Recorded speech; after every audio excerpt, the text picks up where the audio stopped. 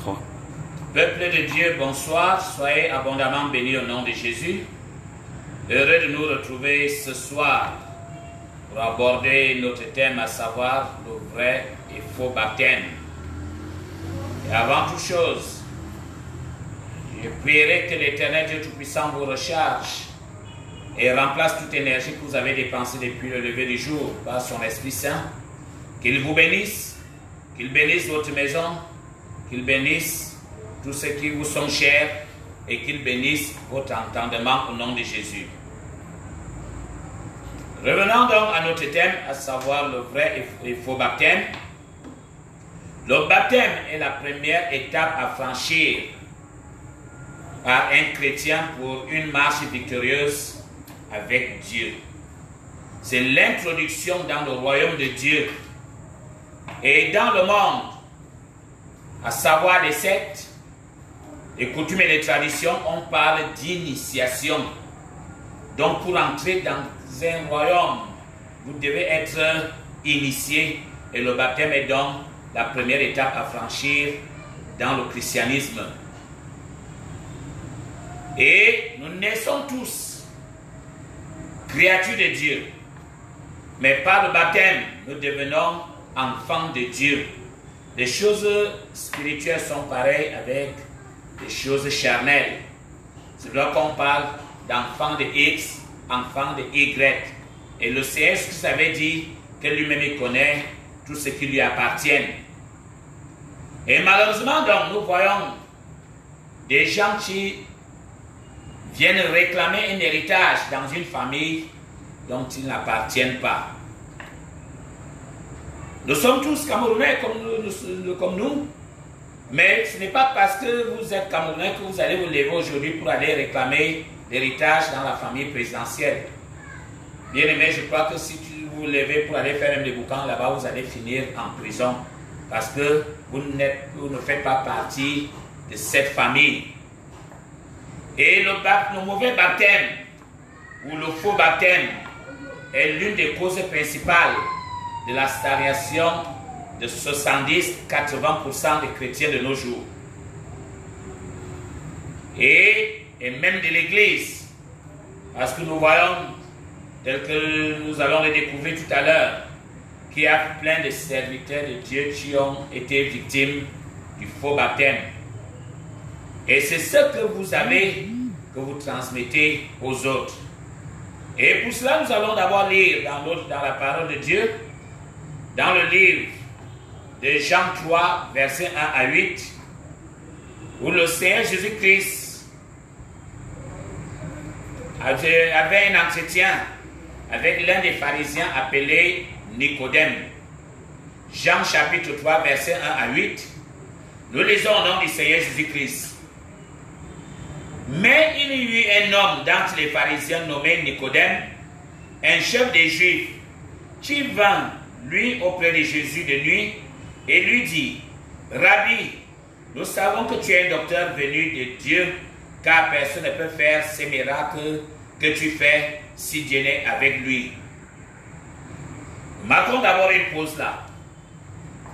La Bible nous fait comprendre clairement que vous ne pouvez pas opérer des miracles dans le royaume de Dieu si Dieu n'est avec vous. Donc si on n'a pas, c'est vrai que l'apôtre Paul dit: je puis tout parce que Dieu qui me fortifie. Jésus lui répondit au verset 3: en vérité, je te le dis, si un homme n'est né de nouveau, il ne peut voir le royaume de Dieu. Nicodème lui dit: comment un homme peut-il naître quand il est vieux? Peut-il rentrer dans le sein de sa mère et naître? Jésus répondit: en vérité, je te le dis, si un homme n'est né d'eau et d'esprit, il ne peut entrer dans le royaume de Dieu. Et nous voyons donc, comme je parlais de faux baptême, des chrétiens, entre guillemets, et même certains serviteurs de Dieu, qui ne sont nés que du baptême d'eau, mais qui n'ont jamais reçu le Saint-Esprit. Un vrai baptême, c'est le baptême d'eau et du Saint-Esprit. Verset 7. Ne t'étonne pas que je t'ai dit il faut que vous naissiez de nouveau.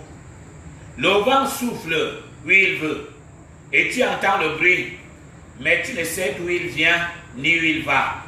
Il en est ainsi de tout homme qui est né de l'esprit. Bien-aimé, un homme qui est né de l'esprit devient comme du vent. C'est un être insaisissable, un être incontrôlable.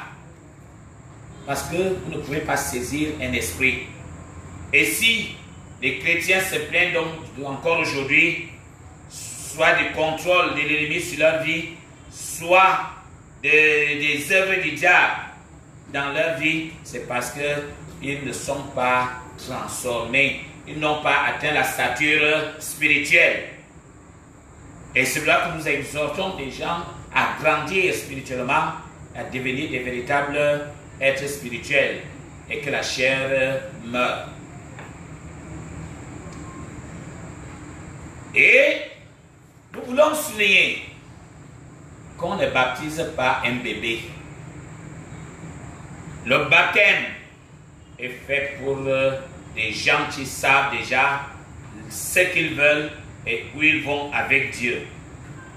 Et c'est la raison pour laquelle nous voyons que lorsque ces gens à qui on a imposé un baptême étant bébé arrivent à l'âge de la conscience, ils se retrouvent en train de changer de religion en rejetant ce qui leur était imposé par les parents.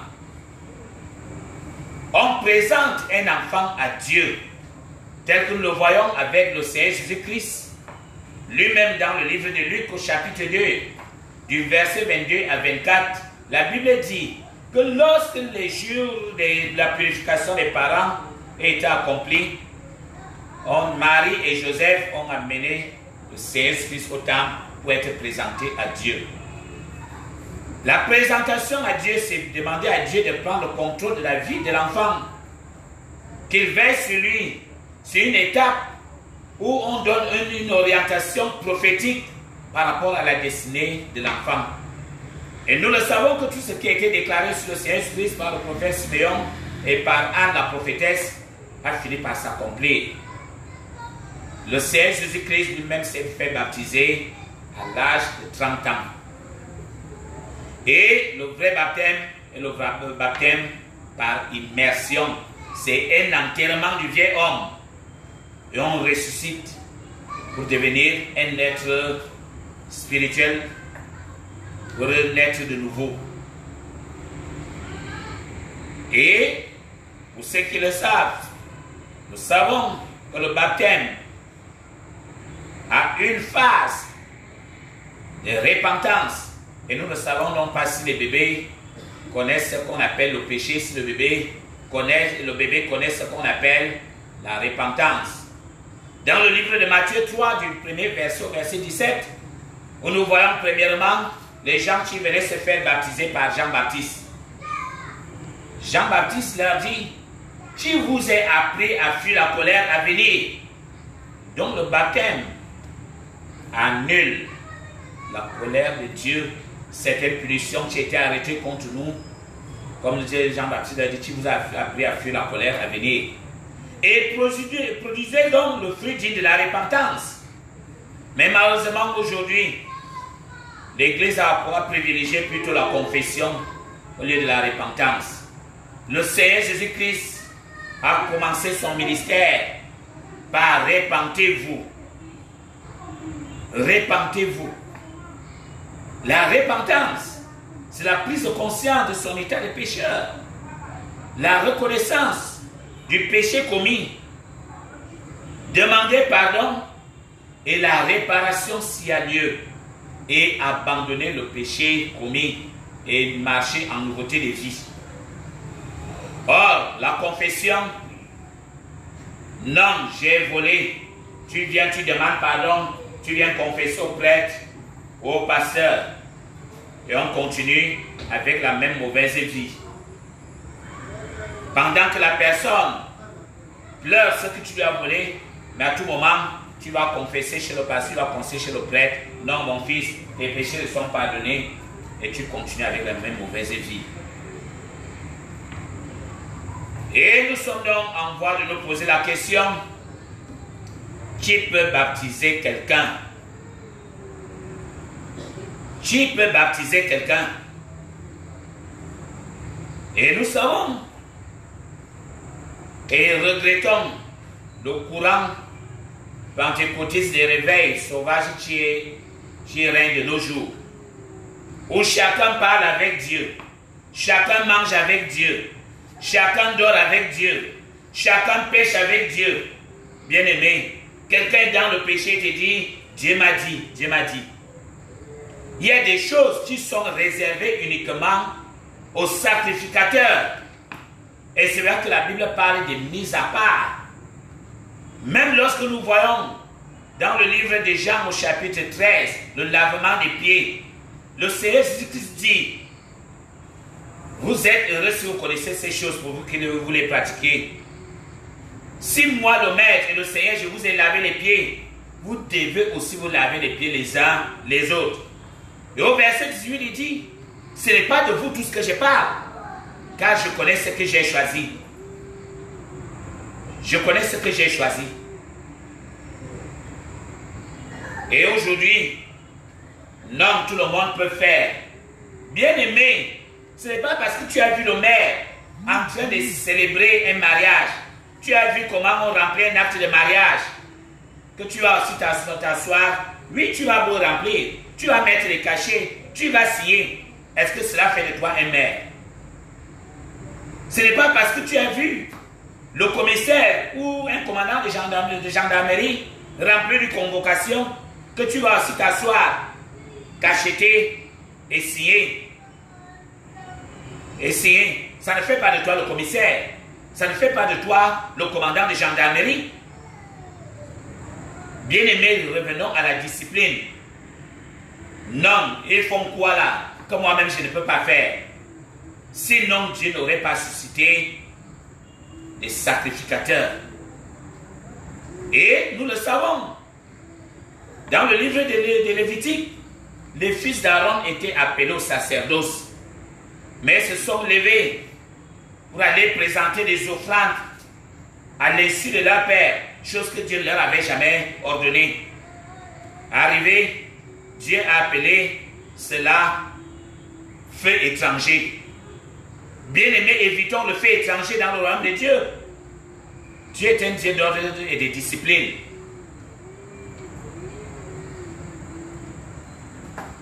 Nous voyons dans Jean, chapitre 1er, du verset 24 au verset 26, pour baptiser quelqu'un, il faut être oint. Il faut être oint. Être serviteur de Dieu. Jean chapitre 1er, verset 24 à 26.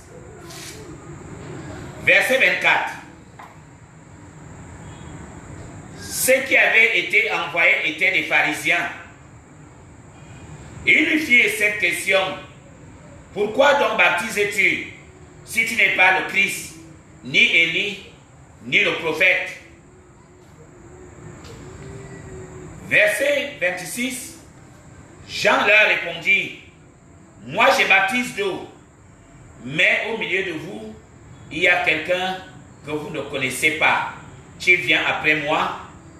Verset 32 à 33. Jean rendit ce témoignage: j'ai vu l'Esprit descendre du ciel comme une colombe et s'arrêter sur lui. Et je ne le connaissais pas. Mais celui qui m'a envoyé baptiser d'eau, celui-là m'a dit: celui sur qui tu verras l'Esprit descendre et s'arrêter, celui qui te baptise du Saint-Esprit. Bien-aimé, l'homme qui baptise doit avoir lui-même le Saint-Esprit. Parce que c'est ce que tu as, que tu transmets aux autres. Si moi, le serviteur de Dieu, je mène une mauvaise vie, en t'imposant les mains, c'est cette négativité-là que je te transmets. Et comme je disais tout à l'heure, l'église est bloquée aujourd'hui. Les chrétiens n'avancent pas, tout simplement parce que le Saint-Esprit est absent. On ne peut pas avoir reçu le Saint-Esprit et on continue avec la même mauvaise vie. Nous voyons aujourd'hui des gens qui se disent chrétiens, fils de Dieu, filles de Dieu, serviteurs, servantes. Mais lorsque vous regardez dans leur vécu quotidien, le comportement, le caractère, les habitudes, il n'y a pas une moindre semence du Saint-Esprit. Et, comme je t'ai dit en amont, ton épanouissement dépend de la qualité de ton baptême. Si tu reçois un mauvais baptême, bien-aimé, tu seras comme une voiture neuve, en parfait état, mais tu es là sans carburant. Et c'est ce genre de chrétiens que nous avons à l'église. Les gens prient, ils jeûnent, ils observent tout ce que Dieu dit, mais rien ne décolle. Tout simplement parce que le Saint-Esprit, le carburant dans une voiture, est absent. Même si la voiture a coûté 1 milliard, tant qu'il n'y a pas de carburant dedans, vous n'irez nulle part. Donc, par ce message, bien-aimé, réexamine ton baptême. Tu t'as baptisé, puisqu'il y a des chrétiens, tu aimes Dieu, tu sont dévoués pour servir Dieu, mais curieusement, tout est vain. C'est un homme chez moi, tu peux baptiser quelqu'un. Et parlant du faux baptême, le faux baptême est, comme je viens de le souligner, l'absence de réception du Saint-Esprit lorsqu'on a été baptisé. Un vrai baptême apporte des changements dans la vie d'un homme. Et vous allez me demander comment est-ce qu'on est baptisé au nom du Père, du Fils et du Saint-Esprit. On est baptisé au nom du Seigneur Jésus-Christ. Oui, le fait même d'accomplir des miracles ne veut dire pas que vous avez la capacité de transmission du Saint-Esprit. Dans l'Église, chaque serviteur devrait reconnaître ses limites. Philippe était l'un des disciples du Seigneur Jésus-Christ. C'est lui qui a évangélisé toute la Samarie. Il s'est produit des très grands miracles. Mais curieusement, tel que nous allons le voir tout à l'heure, personne n'avait reçu le Saint-Esprit. Donc vous pouvez vous guérir, Dieu peut vous utiliser pour guérir les gens. Dieu peut vous utiliser pour délivrer les gens. Dieu peut opérer des miracles au travers de vous, mais avoir une limite en ce qui concerne la transmission du Saint-Esprit. Parce que l'imposition des mains est un transfert. Dieu a dit à Moïse, lorsqu'il lui a demandé de prendre les 70 anciens pour l'aider à porter l'œuvre, il lui a dit, tu viendras avec eux devant la tente d'assignation, je prendrai l'esprit qui est en toi et je le mettrai en eux. Et c'est là que nous voyons donc, là où vous trouvez un serviteur qui est connecté à la Reine des eaux, c'est le Saint-Esprit des Reines des eaux qui vous est transmis au baptême. Et curieusement, tout le monde parle en langue, tout le monde prie, tout le monde jeûne, mais tout le monde est possédé. Actes chapitre 8, versets 12 à 17.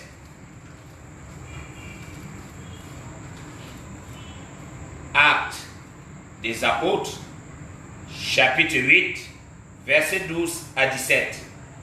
Nous lisons au nom du Seigneur Jésus-Christ. Mais quand ils eurent cru à Philippe, qui leur annonçait la bonne nouvelle du royaume de Dieu et du nom de Jésus-Christ, hommes et femmes se firent baptiser. On ne dit pas les bébés, hommes et femmes, les gens baptisés se firent baptiser. Même lors du baptême de Jean-Baptiste, il n'y avait aucun bébé là-dedans. Simon lui-même crut. Et après avoir été baptisé, il ne quittait plus Philippe. Et il voyait avec étonnement les miracles et les grands prodiges qui s'opéraient. Simon était un magicien qui avait longtemps étonné les Samaritains par sa magie, par ses faux miracles. Mais lorsqu'il a vu Dieu en action, il était obligé d'abandonner la magie. Il en est ainsi de l'Église. Aucune magie n'est au-dessus du Saint-Esprit. Aucune magie, aucune scène n'est au-dessus de la puissance que Dieu a donnée à l'Église. Donc là, l'Esprit de Dieu arrive. Les coutumes et les traditions disparaissent. La magie disparaît. Les apôtres, verset 14, qui étaient à Jérusalem ayant appris que Samarie avait reçu la parole de Dieu, y envoyèrent Pierre et Jean. Ceux-ci arrivés chez les Samaritains, prièrent pour eux afin qu'ils reçussent le Saint-Esprit, car il n'était encore descendu sur aucun d'eux. Ils avaient seulement été baptisés au nom du Seigneur Jésus. Alors, Pierre et Jean leur imposèrent les mains et ils reçurent le Saint-Esprit. Alléluia. Ils ont reçu le Saint-Esprit. Pourtant, Philippe a opéré des miracles. Il a guéri les gens, il a délivré. Le Saint-Esprit s'était manifesté, mais les disciples connaissaient les limites du ministère de Philippe. Il y a donc des serviteurs que Dieu utilise, qui opèrent des miracles, mais dont leur baptême ne produit absolument rien. On se retrouve avec un peuple stariant. On est là, on chante matin, midi, soir, mais rien ne décolle dans la vie. Acte 19, versets 1 à 7, où l'apôtre Paul rencontre les disciples du prophète Jean à Éphèse. Je suis sûr que la question que l'apôtre Paul leur pose, que est-ce que vous avez vraiment reçu le Saint-Esprit lorsque vous avez été baptisé? C'était à cause de leur mauvaise vie. Comme nous sommes aujourd'hui, c'est-à-dire c'est le pasteur même qui est l'objet de scandale à l'église. On ne peut pas avoir le Saint-Esprit et coucher avec les sœurs à l'église, coucher avec les femmes de truie, escroquer le peuple de Dieu et être un objet de scandale. Non. C'est qu'il y a un problème. Bien-aimés, et le peuple sera comme vous. Nous lisons au nom du Seigneur Jésus. Acte 19, verset 1 à 7. Pendant qu'Apollos était à Corinthe, Paul, après avoir parcouru les autres provinces d'Asie, arriva à Éphèse. Ayant rencontré quelques disciples, donc c'était des serviteurs, il leur dit: avez-vous reçu le Saint-Esprit quand vous avez cru? Ils lui répondirent: nous n'avons pas même entendu dire qu'il y ait un Saint-Esprit. Il dit: de quel baptême avez-vous donc été baptisés? Ils répondirent: du baptême de Jean. Alors Paul dit: Jean a baptisé du baptême de repentance, disant au peuple de croire en celui qui venait après lui, c'est-à-dire en Jésus. Sur ces paroles, ils furent baptisés au nom du Seigneur Jésus-Christ. Lorsque Paul leur eut imposé les mains, le Saint-Esprit vint sur eux et ils parlèrent en langue et prophétisaient. Ils étaient en tout environ 12 hommes. Bien-aimés, le Saint-Esprit n'a rien à voir avec le titre. Soit pape, soit archevêque, soit évêque, soit apôtre, soit prophète, soit évangéliste, soit super diacre, super ancien. Quand vous menez une mauvaise vie, Dieu ne sera pas avec vous. Et en ce moment que je te parle, si tu écoutes et que tu as vraiment, Dieu touche ton cœur, laisse l'orgueil, Dieu n'a rien à y voir avec les titres. Ceux-ci étaient des serviteurs, mais Dieu leur a accordé la grâce de l'humilité et de se faire rebaptiser. Toi, tu es là, tu es sur le titre, je suis pasteur, je suis servant, alors que toi, tu sais que Dieu n'est pas en toi. Demande à Dieu d'accorder la même grâce qu'il a accordée à ses hommes.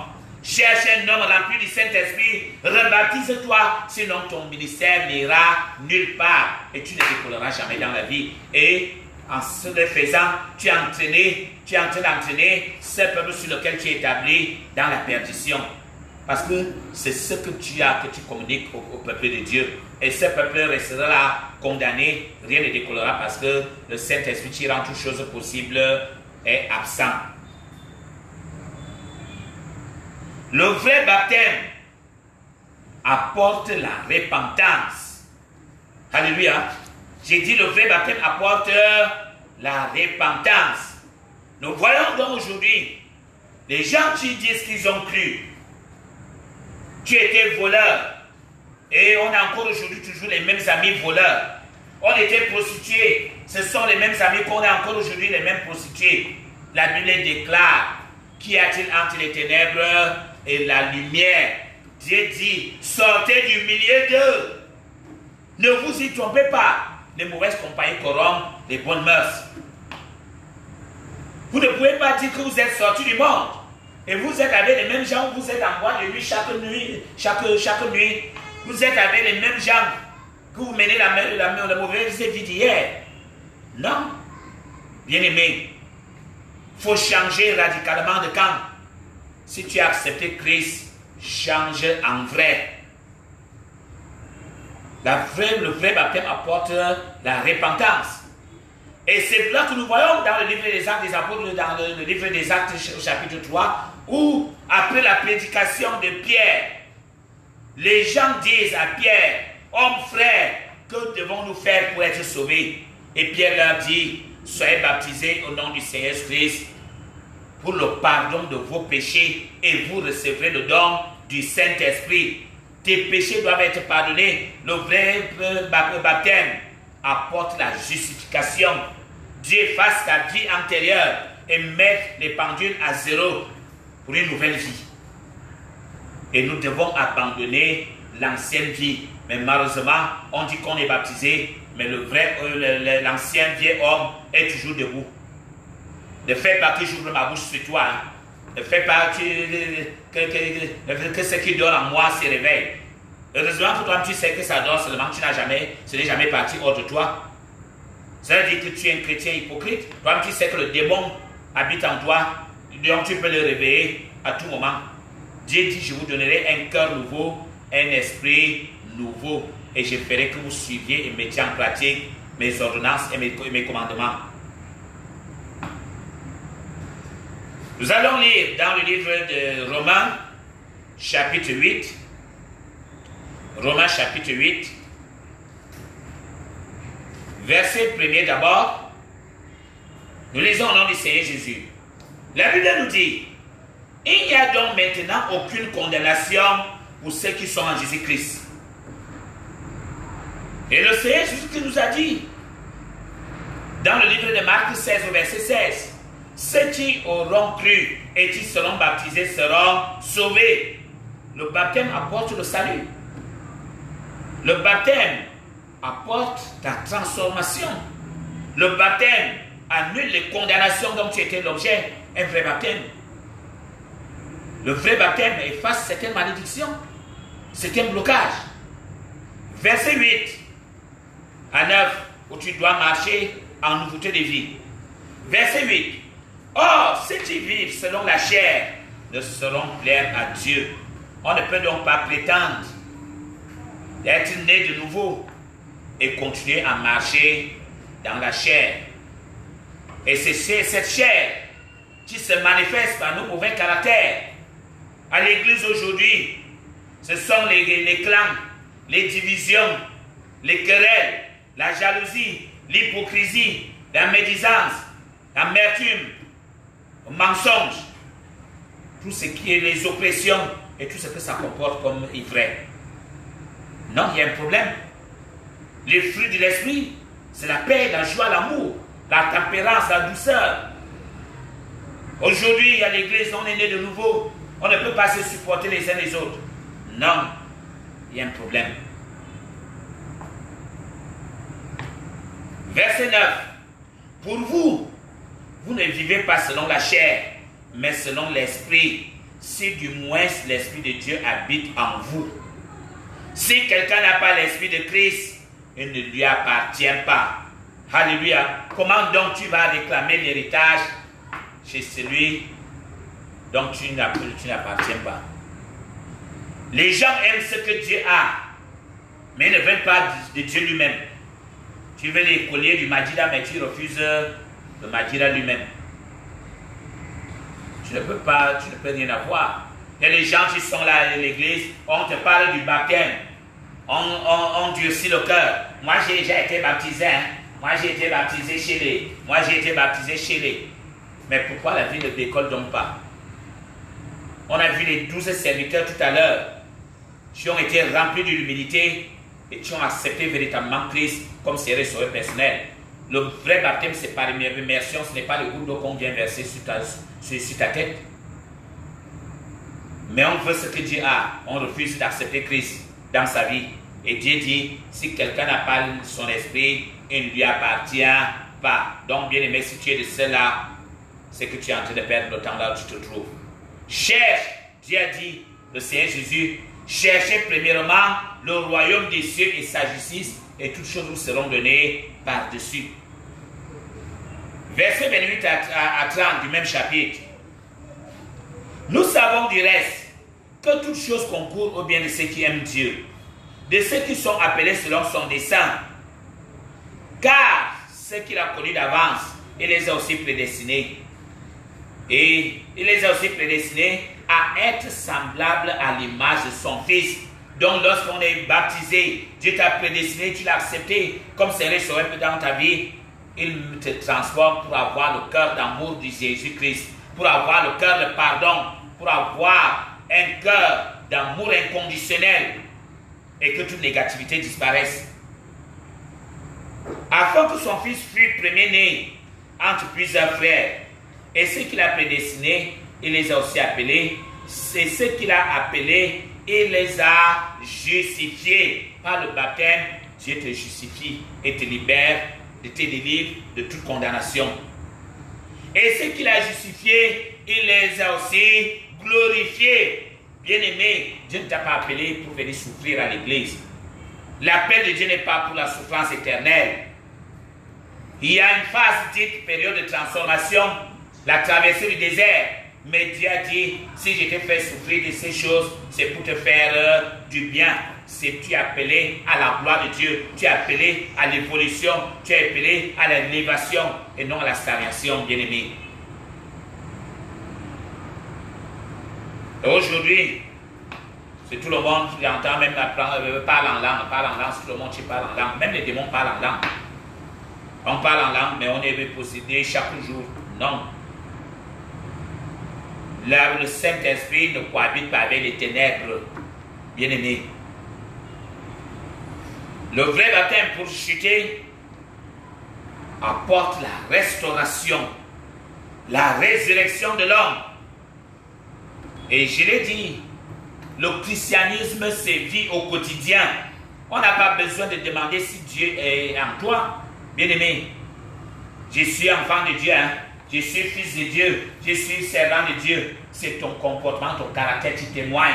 La Bible dit que vous gagnerez les païens sans parole, mais par votre comportement. Par la transformation, ton élévation, la gloire de Dieu que les gens voient en toi, ils sauront que Dieu est avec toi. Nebuchadnezzar a changé d'avis. Il a dit, je servirai désormais le Dieu de Daniel, parce qu'il a vu ce que Dieu faisait dans la vie de Daniel. Et quand Dieu est avec toi, il y a un changement à tous les niveaux. Il y a une transformation spirituelle. Il y a l'élévation, la maturité spirituelle. Il y a le changement social. Il y a l'évolution professionnelle. Les choses se décantent. Le Dieu que tu sers est un Dieu des miracles. C'est un Dieu vivant. C'est un Dieu qui ressuscite les morts et qui rend toutes choses possibles. Romains 8, verset 11. Nous lisons au nom du Seigneur Jésus. Et si l'esprit de celui qui a ressuscité Jésus d'entre les morts habite en vous, celui qui a ressuscité Jésus d'entre les morts rendra aussi la vie à vos corps mortels par son esprit qui habite en vous. Bien aimé, la Bible est claire. Donc si on a reçu un bon baptême, toi tu étais condamné à la pauvreté, à la misère, par ton salut, tu deviens non riche et prospère. Toi qui étais un zéro, Dieu fait de toi une femme de gloire, un homme de gloire, un héros. Si tu étais condamné au célibat, les choses du mariage s'ouvrent parce que tu appartiens déjà à un autre royaume. Tu n'appartiens plus à cette famille, tu appartiens à Jésus-Christ. Et le christianisme, une vraie vie de foi, un vrai baptême, c'est comme Dieu a dit dans Matthieu 7, vous demandez et on vous donnera. On prie, on voit les résultats de la prière. On jeûne, on voit les résultats du jeûne. Et chaque jour, on voit ta transformation. Mais particulièrement aujourd'hui, certains chrétiens, tu le vois aujourd'hui, en janvier, rencontre-le 6 mois après, il est toujours le même. Rencontre-le 1 an, 2 ans après, il est toujours le même. S'il n'a même pas la grâce, il rétrograde. Non, Dieu n'est pas le Dieu de la rétrogradation. Dieu n'est pas le Dieu de rabaissement. C'est un Dieu de gloire. Bien-aimé, en ce soir, je vais prier. Toi, soit peut-être tu as eu le salut. Le Saint-Esprit est venu en toi, mais par le refroidissement. Le Saint-Esprit, tu as attiré le Saint-Esprit, il t'a abandonné. Que Dieu t'accorde la grâce en ce moment. Que le Saint-Esprit revienne en toi. Toi, tu es sur les galons de l'orgueil. Que Dieu t'accorde la grâce d'avoir l'humilité, de chercher à te faire baptiser. Que Dieu te baptise du Saint-Esprit, parce que c'est Jésus qui te baptise du Saint-Esprit et de son feu. Et ce feu est d'abord pour détruire la négativité qui est en toi avant d'être puissant à l'extérieur. Seigneur, notre Dieu, notre roi, nous te bénissons, te rendons infiniment de grâce, au Dieu, Papa, pour ces messages que tu nous as mis à cœur en ce jour. Car c'est toi qui as dit, vous connaissez la vérité vous affranchira. Nous venons, oh Dieu, Papa, pour ta grâce, ta miséricorde, oh Dieu, Papa, pour notre orgueil, pour notre rébellion. Oh Dieu, Papa, accorde à tous ceux qui ont refroidi la grâce, Papa, de se relever et que ton Esprit Saint, ton bon Esprit Saint, oh Dieu, Papa, revienne en eux au nom de Jésus. Seigneur, notre roi, tu connais ceux qui cherchent, Papa, à te rencontrer, à t'accepter dans leur vie comme sauveur personnel. Accorde-leur la grâce au Père éternel, Papa, d'être conduit vers les bons serviteurs, ceux, Papa, que dont tu as oint, afin qu'au travers de leur baptême, qu'ils deviennent véritablement des nouvelles créatures et qu'ils impactent ton royaume pour ta gloire au nom de Jésus. Seigneur, notre roi, que ceux qui sont établis, Papa, dans les assemblées chrétiennes, ces réclamants, Papa, serviteurs, servantes, sans ton Esprit Saint, accorde-leur la grâce de se repentir, de revenir sur le droit chemin, de te chercher, toi, le seul véritable Dieu, et d'être baptisé du baptême des gens pour les conduire à la repentance, et que toi-même, ô Seigneur Christ, tu les baptises du feu et du Saint-Esprit. Papa, tu as dit que là où le péché a abondé, ta grâce a surabondé, que ta grâce surabonde dans nos vies en ce moment. Change notre vie, change notre histoire, affermis notre vie de foi, et qu'au Père éternel, les choses qui étaient dites impossibles deviennent possibles, et tout ce qui était mort, réussi par la puissance du Saint-Esprit. Au nom du Seigneur Christ, nous avons ainsi prié. Amen.